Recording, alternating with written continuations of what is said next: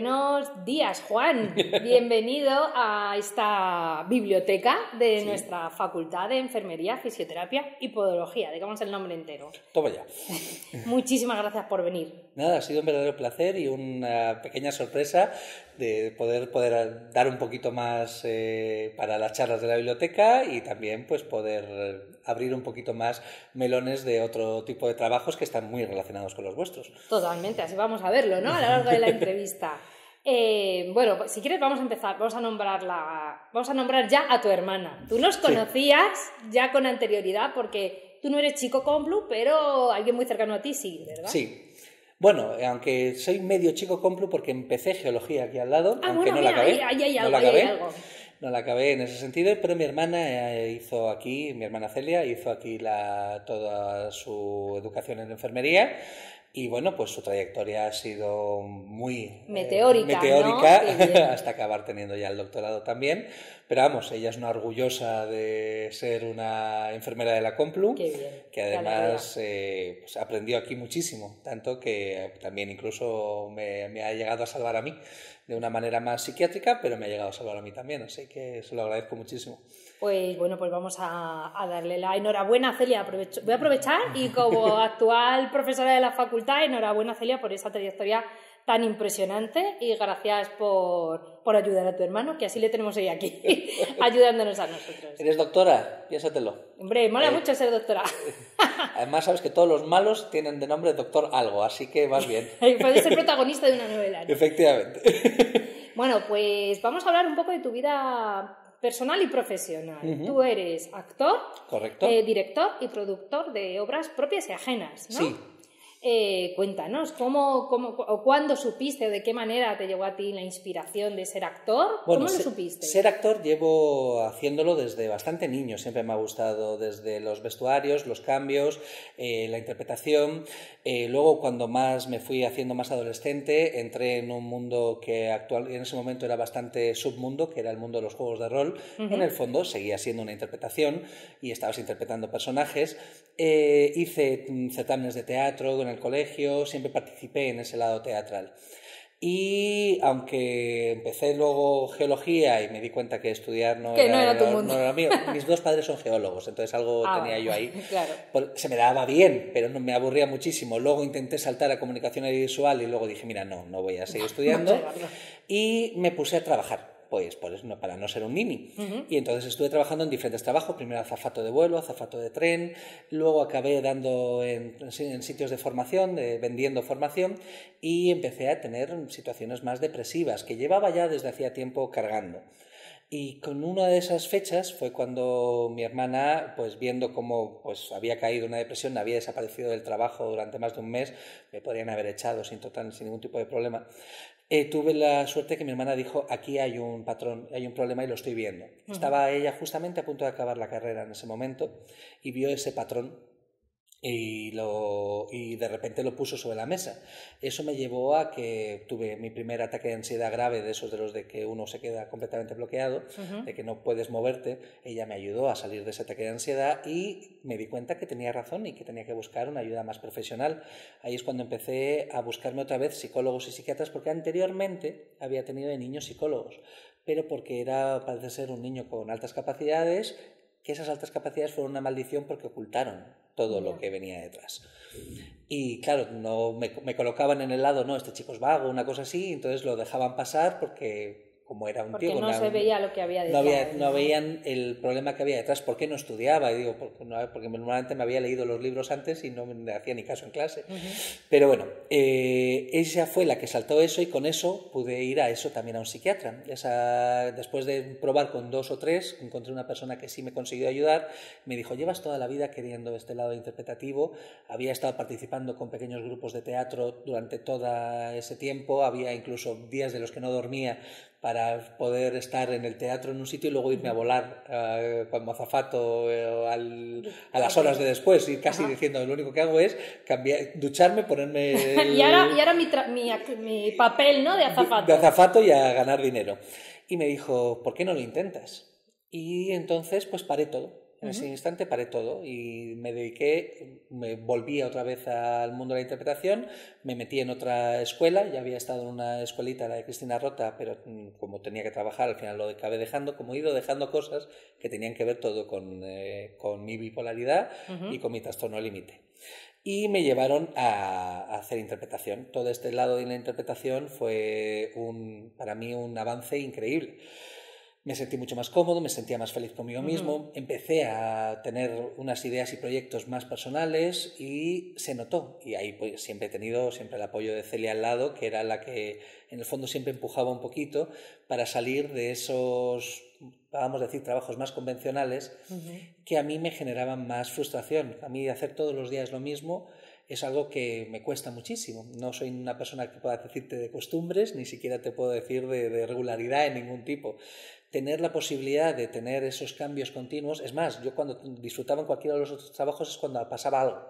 Si un tren ha tenido un problema y está todo el mundo enfadado, ahí funcionaba ya muchísimo mejor.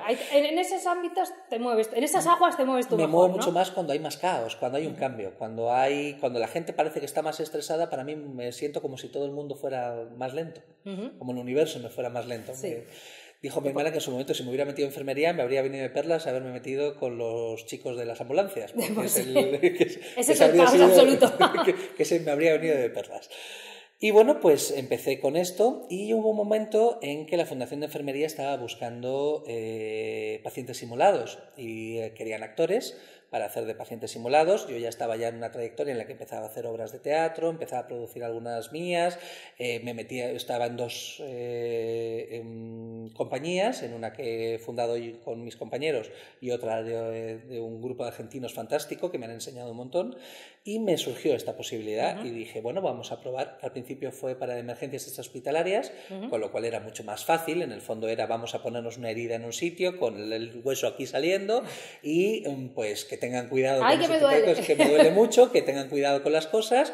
Y en el momento en el que te dicen, oye, pues para el dolor le meto no sé cuántos de fentanilo, pues nada, ya me desmayo o me quedo muy tranquilito para que me puedan poner en la camilla, ponerme la dama de Elche y subirme al mismo. Pero de repente surgió que estaban queriendo hacer también simulaciones de situaciones de salud mental, para cribar ideación suicida, para desescaladas verbales, para agitaciones nerviosas, síndromes confusionales agudos. Empezaron a surgir ese tipo de cosas. Entonces me puso en contacto con un docente que se llama Adolfo, que es también enfermero del Hospital del Sureste, además trabaja en el ala de psiquiatría, y me puso en contacto. Entonces yo con este hombre le dije, mira, no solamente soy actor, sino que tengo estos diagnósticos: altas capacidades, el trastorno bipolar tipo 2 y también el trastorno de personalidad. Que sepas qué es, que yo lo llevo como carga y que es un problema. Y dice, pero puede ser interesante porque nos puedes dar una visión diferente. Entonces me di cuenta que podía hacer ambas cosas, que ya no solamente podía ser un paciente simulado, sino que podía tener un poco de una experticia en esta situación. Y sé que actualmente se utilizan a pacientes con expertos por experiencia en muchos otros ámbitos para ayudar a otros pacientes, pues por ejemplo el que tiene problemas renales y cómo funciona toda la situación de ir todos los días a que te enchufen a la máquina para que te haga toda la diálisis, o cómo contarle a una persona que acaba de tener una operación de corazón, pues cómo va a ser tu vida con el marcapasos, porque lo llevo, etcétera. Y él lo que quiso dar es esa pequeña vuelta de tuerca de que en vez de ayudar yo a otros pacientes, ayudar al cuadro médico a aprender, utilizando la simulación como la herramienta en ese mismo. Y se juntaron una ayuda muy buena, porque yo sí tengo todo ese entrenamiento, soy diplomado en arte dramático y tengo la capacidad de crear un personaje, meterme en él, pero luego lo suelto. Y entonces, aunque haga cosas que se acerquen un poco a lo que he sufrido yo cuando he acabado en la López Ibor en un pleno brote, no me genera una situación que luego me la lleve a casa. Claro, eso era justo lo que te iba a decir, que qué consecuencias, porque entiendo que tiene un aspecto positivo para ti el sentir que puedes ayudar a formarse a esos profesionales. Correcto. Para situaciones clínicas, ¿no?, posteriores, pero claro, si eso a ti podía tener algún tipo de prejuicio, de piedrita en la mochila. Podría haber sido, lo hablé con mis dos terapeutas, mi psicóloga y mi psiquiatra, y no digo, si tú te ves bien es una muy buena idea, y en el fondo me encontré que ya no solamente era pues eso, ayudar a otros de cuadro médico, sino como les digo siempre, que siempre nos ven en nuestro peor momento, porque muchas veces el equipo médico es el que tiene más estigma con los problemas de salud mental, porque siempre nos veis en el brote. En la urgencia. En el brote, en la urgencia. Y cuando salimos estamos solamente un 20% y no ven que el trabajo ha conseguido de que pues ahora mismo yo estoy aquí hablando contigo gracias a enfermeras que me han ayudado, entre ellas mi propia hermana, y un equipo de psicólogos y psiquiatras que me han ayudado a encauzar, en la que ya estoy en control, estoy en una situación estable de mí mismo, y aunque tenga que tomarme todos mis días mis benzodiazepinas y mis inhibidores de receptores de serotonina, pues es mi pequeña muleta, como y es una de las frases también de mi hermana para ayudarme a la adherencia de la medicación. El que tiene diabetes no puede dejar de tomar insulina. Tu cerebro le pasa lo mismo. Te iba a decir, pero con la persona que necesita tomar el antihipertensivo, que si te dejas de tomar el antihipertensivo te da un subidón de tensión y terminas con un infarto. Entonces, pues totalmente. Cada pastillita recetada. Sí, sí. Somos pro medicación recetada. Absolutamente. ¿Vale? Tiene que hacer su efecto y es una pequeña muleta que ayuda a que puedas funcionar en todo lo demás. Entonces me encontré eso, que podía estar trabajando con enfermeras, por ejemplo, gracias a la Fundación de Enfermería, pero también he trabajado en hospitales, también para médicos, para los MIR de psiquiatría y para incluso PIRS de psicología. Pero estoy en el fondo con lo que les digo, también estoy preparando a mis próximos cuidadores el día de que me pueda dar un brote. Bueno, pero eso también da mucha tranquilidad. Sí, digo, cuanto más haya... Si te da un brote y ves a uno en la regracia y dices, bueno, contigo, de ti me fío. O al menos lo que les digo, eso, llevad lo que más habéis aprendido conmigo y lo que hemos trabajado hoy, llevadlo a vuestra práctica clínica, y así vuestros compañeros también harán ese efecto rebote.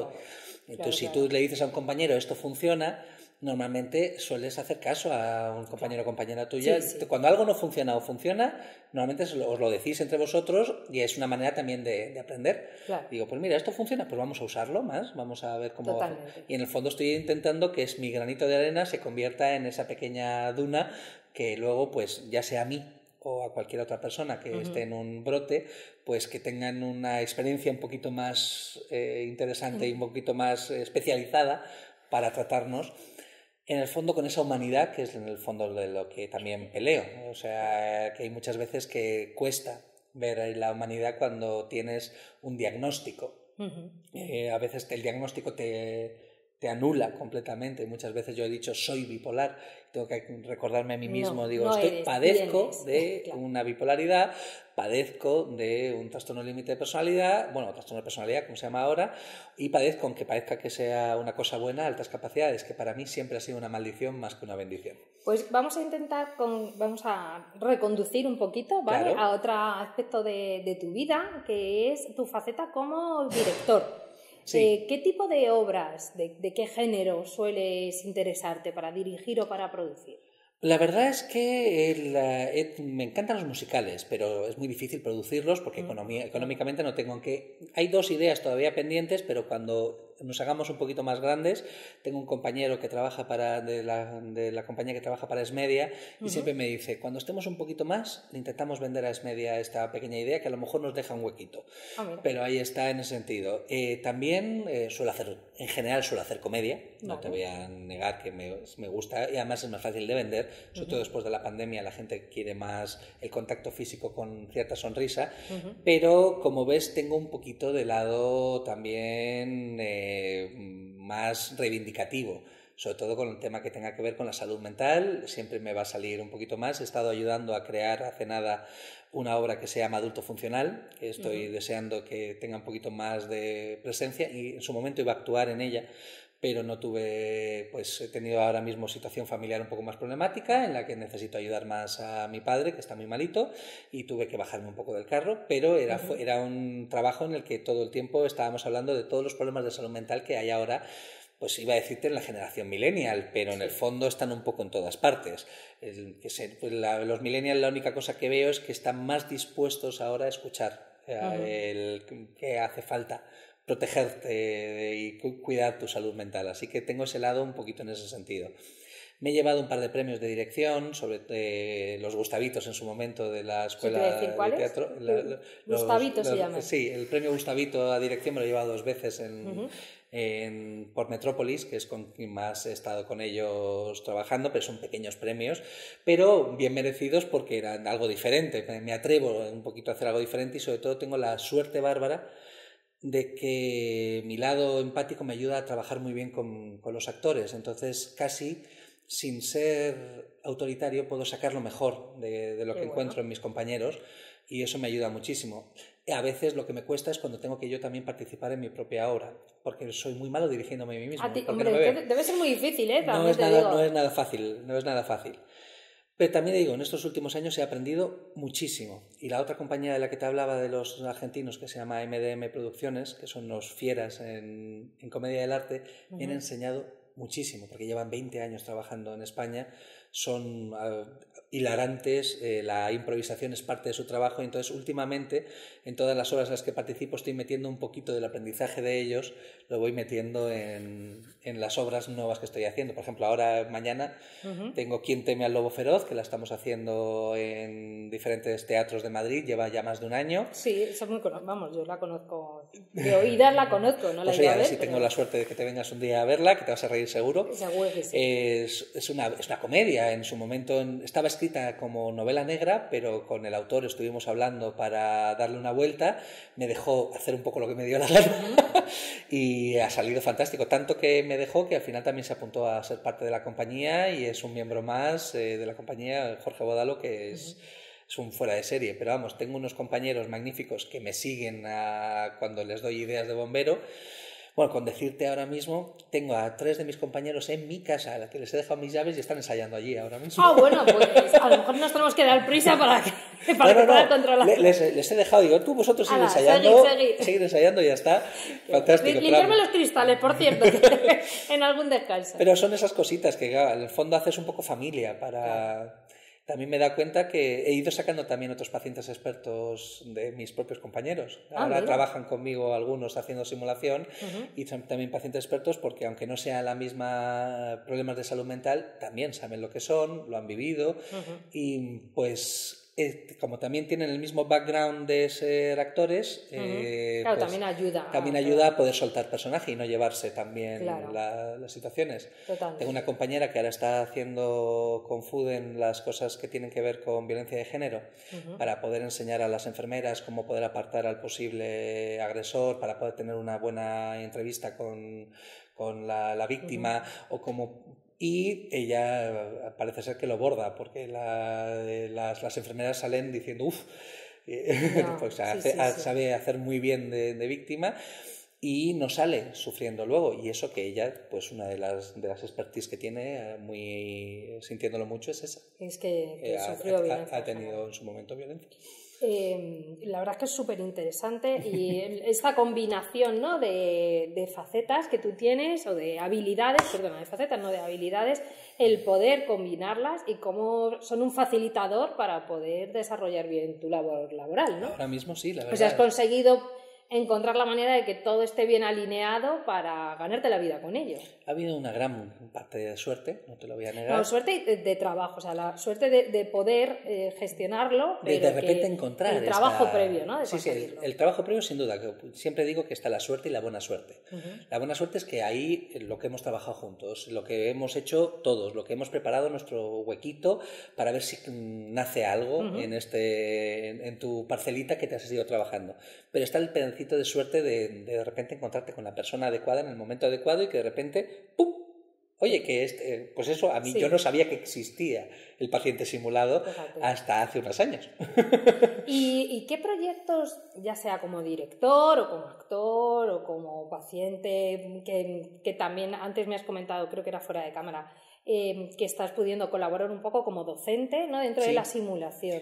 Hay una empresa que ha nacido el año pasado, que es el Instituto de Simulación de Salud Mental, del que estoy ahora mismo ayudando y soy cofundador, para poder ya no solamente ser un paciente experto, sino también estoy dando docencia del trabajo como simulación. Utilizar la simulación como elemento de enseñanza. Es una herramienta de enseñanza. Entonces, es la parte de lo que es la teoría más clínica, ahí no entro, pero sí en lo que es el trabajo en sí de la simulación, cómo prepararla. Ya no solamente me preparo un personaje, sino que preparo la simulación al completo, qué posibles disruptores puedo tener, qué ventajas o qué desventajas puedo tener. Entonces, la simulación me parece un sistema de enseñanza muy interesante, ya que el sistema de aprendizaje tipo biblioteca nos cuesta más como adultos, muchísimo más, es mucho más difícil. Y aprendemos de dos maneras mucho más importantes, a través del ensayo y error y a través de la información que nos dan nuestros pares. Y eso es el trabajo de simulación, genera esos dos puntos en concreto. Al generar una simulación, a nuestro cerebro le da lo mismo que sea una simulación porque aprende lo mismo en ensayo y error. Y claro, si estamos encima haciendo simulación clínica, tenemos la ventaja de que al ser una simulación, aunque cometas ese error, a ti no se te va a olvidar volver a mirar las cantidades de centilitros que tiene que tener cada cosa, pero no ha habido ningún herido ni nadie ha sufrido problema. Yo creo que lo principal, yo soy profesora y me formé como profesora de simulación y existe la simulación de alta fidelidad y de baja fidelidad. En este caso, cuando hay actores, hablamos siempre de alta fidelidad y al final, para los que nos estén viendo, porque quizás teníamos que haber empezado por aquí, no pasa nada, que es la simulación como herramienta docente. En la simulación lo que se hace es que se recrea un escenario de una situación muy concreta y los estudiantes se ven inmersos en un ambiente recreado a nivel también estructural, o sea, es una sala, una habitación que se decora como una habitación de urgencias, como una habitación una habitación de planta o como incluso un comedor de una casa, si hace falta. Incluso hemos llegado a tener de salir fuera y tener el coche volcado para que puedan sacar una simulación de un accidente de tráfico, podría ser, de cualquier, o sea, cualquier situación que no se pueda imaginar, se recrea de la manera más fehaciente posible para que sea lo más realista posible, para que ayude a lo que acabamos de decir, para que el cerebro tenga el estudiante, la persona que es el estudiante, aunque sea un profesor o lo que sea, va a reaccionar de la forma más parecida como sería si estuviera pasando de verdad. Correcto. Y es cierto totalmente que ¿tú has hecho alguna vez de estudiante? O sea, en vez de actor, de estudiante. Sí, estar en el otro lado, sí, pero no con los mismos conocimientos, pero claro. sí he estado, por supuesto. Y es verdad que es muy curioso porque tú desde fuera, cuando lo preparas, pues bueno, a veces la simulación es un muñeco, porque a veces tiene que ser un simulador, ¿no? Una intubación, una RCP, no la puedes hacer porque me rompan las costillas. No, hasta ahí no llegamos, Pero es verdad que se te olvida que eso es un escenario y se te olvida que eso es un simulador. Entonces es verdad que es muy potente, es una herramienta de aprendizaje muy potente para evitar luego crear, porque todo lo que se aprende de ahí son errores que no vas a cometer con personas el día de mañana. Efectivamente, además no hay heridos. El punto del actor te da ese extra de realidad que te ayuda a que sea más inmersivo. Pero también he descubierto que aunque los que hacen el estudiante que hace el trabajo y los que lo observan aprenden, creo que el mayor aprendizaje es el después. Cuando estamos todos reunidos, ese debriefing, como lo llaman en inglés, esa conversación entre todos es donde se genera ese aprendizaje secundario que te he dicho de hablar con nuestros pares. Si yo en vez de dirigirte qué tenías que haber hecho bien o mal, os pido qué habéis visto de tu compañero que os ha gustado, qué creeríais que podríais cambiar, esas cosas ayudan un montón a que se fijen. Y al reflexionar se fija, y al fijarse se queda muchísimo. Luego hay otros pedazos de la simulación que están más en pro de, por ejemplo, de la protección de la salud mental, porque al principio de la simulación, todos los que han participado, yo les pido una ventilación emocional, que me digan cómo se han sentido. Para que hay que recordar que vosotras en vuestro trabajo todo el tiempo tenéis una transferencia emocional con vuestros pacientes. Os van a generar un montón de emociones y normalmente para ser profesionales encapsuláis esa emoción para seguir siendo profesionales, pero luego os la lleváis y hay veces que no la soltáis. Y a lo mejor habéis tenido un paciente tremendamente agresivo o que os ha dicho algo que os ha dolido por dentro y si no tenéis un momento para poder hablarlo con un compañero, compañera, con tu pareja o en otro sitio donde puedas digerir esa emoción y saber qué te ha hecho sentir esa persona, a lo mejor pues se te enquista y te la llevas, y eso luego genera pues en el fondo toda emoción enquistada te puede generar un problema de salud mental. Sí, no, a largo plazo. Y vosotras en el mundo sanitario tenéis un nivel muy alto de estrés, un nivel muy alto de problemas de salud mental, y lo habéis vivido más que nunca en la pandemia. Entonces, ese pedacito también lo añadimos para que hay que recordar siempre qué emoción estamos viviendo, por qué la estamos viviendo, y así intentar evitar en la medida de lo posible todos los problemas que causa ese estrés, sobre todo emocional, que tenéis, porque trabajáis mano a mano con todo tipo de pacientes que a lo mejor pues, pueden tener todo su derecho a estar enfadados, pero no contigo. Bueno, pero es verdad que es importante recordar que no hay ninguna emoción mala. No, ninguna. Que todas son emociones que tenemos que saber gestionarlas, simplemente. Es así de sencillo y de complejo. No, es igual, pero exactamente, es así de sencillo y complicado a la vez. ¿Qué proyectos de futuro tienes? Bueno, la verdad es que aunque he parado un poco ahora por eso de que tengo a mi padre muy malito, entonces he dejado a algunos compañeros casi que lleven las riendas. Mi interés es intentar que con mi compañía prepararlos a todos en simulación para poder ir también a las universidades y utilizar la simulación en universidad, porque me parece que podríamos entrar muy bien, que aunque he trabajado siempre con profesionales que ya están en activo, también me gustaría poder estar en ese otro lado y también abanderar un poquito ese lado de la salud mental. También apoyo a una asociación que se llama Stop Psicofobia, justamente para intentar evitar ese estigma, con lo cual estoy muy a favor de pelear un poco por ese lado y demostrar que pues ahora mismo lo que estamos haciendo tú y yo es una manera de demostrarle a la gente que se puede tener un problema de salud mental y se puede seguir teniendo una vida, más o menos normativa, pero se puede seguir teniendo esa vida. Y entonces me parece que es importante recordar que, porque hay mucho estigma siempre, cuando yo ahora mismo, mi pelea esta que tengo es de todas las cosas no normativas en las que vivo con mi propia vida.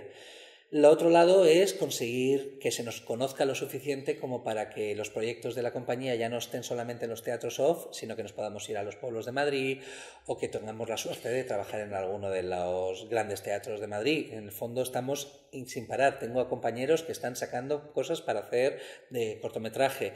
Somos 12 en la compañía, con lo cual hay muchas cabezas muy inteligentes, muy diferentes, y eso da muchísimo gusto, porque si yo te escribo un texto, yo puedo grabar en este sitio, yo puedo participar en este otro, oye, yo tengo el vestuario que podría... Entonces da mucho gusto tener un equipo que hasta hace unos años no estábamos del todo, y ahora sin rumbo fijo teatro está mucho más, con un engranaje muchísimo más rápido. Veo que crecemos, no a la velocidad que nos gustaría a todos, pero sí hay un crecimiento, y entonces quiero que ese crecimiento continúe. Quiero que Sin Rumbo Fijo Teatro esté en todas partes, en el teatro, en la simulación, incluso si puede en su momento en cortometrajes o en ese lado. Entonces cada uno de los miembros de la compañía son artistas fuera de serie, son con diferentes habilidades, con diferentes situaciones, y son gente con la que puedo confiar además, porque trabajan de diferentes maneras y eso es una cosa que les pasa mucho a todos los artistas. Todos tienen un poquito su tarita, algunos mucho más clara y son más abiertos como yo a hablar de ellas, y otros pues las llevan un poquito más escondidas, pero ser artista siempre te deja un poco más disociado de la realidad y siempre es más fácil que te puedan señalar con algún tipo de neurodivergencia. De todas formas, esto de los estigmas, dices tú, de las taritas, no, las taritas, las pedradas, yo le llamo pedrada. Me encanta pedrada. Pero es que pedradas tenemos todos. Unos están diagnosticados y otros no. Sí. Pero yo me fío, estoy mucho más tranquila con alguien que pueda tener un diagnóstico, o sea, ya sea una enfermedad o sea una situación puntual. Pero claro, algo agudo. ¿Quién no tiene problemas de salud mental de forma aguda? ¿Quién no ha tenido un poco de ansiedad?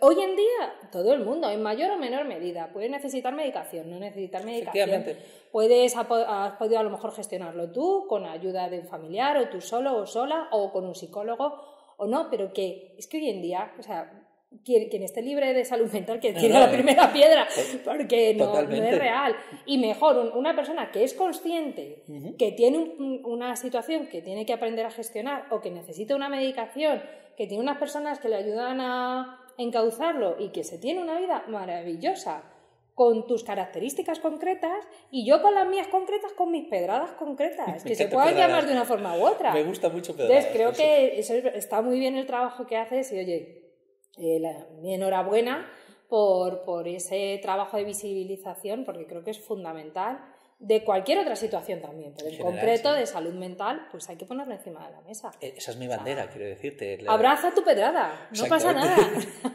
Hashtag abrazo tu pedrada. Totalmente de acuerdo.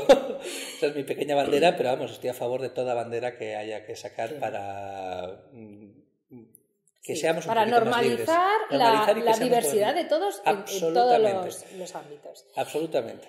Pues bueno, Juan, muchísimas gracias por venir. La verdad es que ha sido un placer. No, me siento haber hecho un poco más monólogos. No, tranquilo, para nada. No, te habría interrumpido. Si hubiera sido necesario, te habría interrumpido. No te preocupes. Nos gusta a nosotros, estamos en una biblioteca. Entonces nos gusta, por supuesto, terminar las entrevistas pidiendo una recomendación. Entonces, ¿qué nos recomiendas, Juan? Pues me he venido con 3 libros y me iba a venir casi hasta con un cuarto. El problema que es que ese cuarto es un libro que se llama El misterio solitario, de Justin Gardner, y ha tenido un pequeño problema que pido por favor que no se repita, no por mí, sino por todo el mundo. Cuando dejamos un libro a alguien... Que nos lo devuelvan. Que nos lo devuelvan, porque a veces ni siquiera nos recordamos a quién se lo hemos dejado, porque lo hemos dejado con todo nuestro cariño, porque lo hemos querido recomendar. Y en este caso, ese libro me gustó muchísimo porque es un libro de filosofía, es con quien me abrí yo la filosofía, fue este autor, es famoso por el mundo de Sofía, pero este libro me gustó todavía más porque hablaba de un poco de las teorías de Nietzsche, pero desde un punto de vista novelesco, hablando de un niño que encuentra un libro dentro de un panecillo y va leyendo la historia de un náufrago que ha dado vida a sus naipes. Y entonces por eso se llama El misterio solitario, y el único con el que tiene conversaciones de verdad duras es con el comodín, que es más o menos este Deus ex machina de la historia. Y es una novela que se puede leer sin tener ni idea de filosofía y te deja muy buen pozo. Pero si encima sabes de filosofía, estás viendo teorías de Nietzsche sin parar en el mismo y dices, joder, qué tío, cómo lo hila. Así que os he traído otros 3 preferidos, uno de teatro, uno de fantasía y un libro que es para mi familia, el libro más importante de mi hermana, mi madre y mío. Pues adelante, cuéntanos en el orden que tú prefieres. Bueno, pues empiezo con el de teatro, es Eloísa está debajo de un almendro, de Jardín Poncela. Es una de las razones por las que me gusta muchísimo el teatro. Esta es una de las obras que algún día tendré que dirigir. Para mí es un reto personal algún día poder dirigirla, porque me he reído siempre. Cada vez que la leo me sigo riendo, me sigue pareciendo un humor absurdo, fuera de lo común, que aunque esté ubicada en su época, todavía te hace gracia estando en pleno siglo XXI. Hay un momento al comienzo de la obra en la que están hablando con refranes sin parar y yo me muero de la risa, simplemente porque además luego dicen, la gente que habla con refranes es muy mal hablada, pero está durante 3 hojas enteras un diálogo entre 2 personajes que se están soltando refranes dentro de la conversación como si fuera lo más normal del mundo, y a mí me fascina esa escena. Luego hay otras también maravillosas, pero para mí ese era un pedacito que me importaba. Entonces el título es El Eloísa está debajo de un almendro, de Jardín Poncela, que es una obra de teatro que me fascina muchísimo, y si la podéis ir a ver cuando la vuelvan a poner, por favor hacerlo. Vale. La segunda es La razón, pues este es un libro que me ha acompañado toda mi vida, El Señor de los Anillos. Lo tengo en inglés, lo tengo en español, lo tengo en diferentes versiones, creo que tengo incluso una segunda edición, o sea que es un libro que me ha importado mucho. Me abrió un poco el lado de la fantasía, y gracias a la fantasía me abrió el lado de los juegos de rol, y con ello es el lado interpretativo que siempre he tenido. Siempre me ha gustado imaginar, crear y ser un personaje de diferente fantasía. He de decirte que es un libro que puede ser más o menos difícil, pero como la gente tiene suerte ahora mismo de poder también tenerlo en película, oye, pues a mí me gustaron, no te voy a decir que no, pero leerlo tiene un lado especial. Y cuando leo en inglés, como tiene muchas poemas, porque le gustaba a Tolkien tener su lado de artístico, tiene muchos lados que son poemas de diferentes personajes, y las rimas inglesas son siempre de letra directamente, o sea, siempre muy directa, no como nosotros que podemos tener asonantes, consonantes, no, siempre son más simples la rima inglesa, pero también es muy sonora, y entonces me gusta mucho. Entonces ese es un lado que a mí pues me ha llenado. Es un libro que me he leído pues, no, te puedo decir que más de un centenar de veces posiblemente, y por eso me parecía también una razón importante. Mira cómo lo tengo de machacado además porque tiene vida, es un libro tiene muchísima vida, efectivamente, es una de las veces que más me lo he leído, que es que el primero debieron dármelo con 14 años el de inglés, porque siempre me ha gustado. Y bueno, el Señor de los Anillos. ¿Y el tercero? El tercero, esto es una cuestión familiar, El Principito, de Antoine de Saint-Exupéry. Es que es un libro que a mi madre le ha afectado siempre. Es más, como dice ella, si no tienes El Principito es el primer regalo que te voy a hacer. Mi madre es de regalar libros siempre. Es una de las razones por las que puedo traeros tantos libros y por lo que estoy tremendamente cómodo en una biblioteca. Y El Principito es un cuento, pero que tiene tanta misma fuerza como adulto que como niño. Como niño tienes la versión más del propio Principito. Como adulto ves a todos los adultos que ve El Principito y te das cuenta de que tendríamos que ser un poquito más como él. Aparte está la importancia de las cosas efímeras, como su rosa, que él pensaba que era la más importante, pero qué pena le dará si mi rosa sabe que hay otras rosas como ella. O la historia de cómo conectar con alguien cuando conecta con el zorro. Pero sobre todo la frase más importante, que también la digo a veces en las clases, es la de solamente se puede ver con el corazón lo esencial, es invisible a los ojos. Esa frase del Principito me parece la más importante y me parece que es casi un moto dentro de mi vida para poder ver que todos tenemos una fachada, la que me estáis viendo hoy a mí, mi propia máscara, y todos tenemos lo que tenemos dentro, que lo esencial es el lado que cuando nos miramos a los ojos ves más, menos tristeza, más, menos alegría, vas viendo esa empatía con la otra persona, pero porque estás viendo con el corazón, no con el ojo directo. Pues es que no quería hablar, pero bueno, tengo que hablar para terminar la entrevista. Digo, pero me parece la mejor manera de terminar cualquier entrevista, pero esta en concreto. Juan, de verdad, muchísimas gracias por todo lo que nos has enseñado. Muchas gracias por querer enseñar tanto a profesionales, pero yo creo que enseñar tanto desde tantas maneras distintas, ¿no? Enseñas cuando decides dirigir una obra, enseñas parte de ti cuando escribes, enseñas cuando formas a profesionales, enseñas cuando tienes un proyecto para desestigmatizar las enfermedades mentales y si te parece terminamos la entrevista con esa frase y esperamos que las personas vean más con el corazón. Efectivamente. Pues muchas gracias, Juan. Nada, a ti.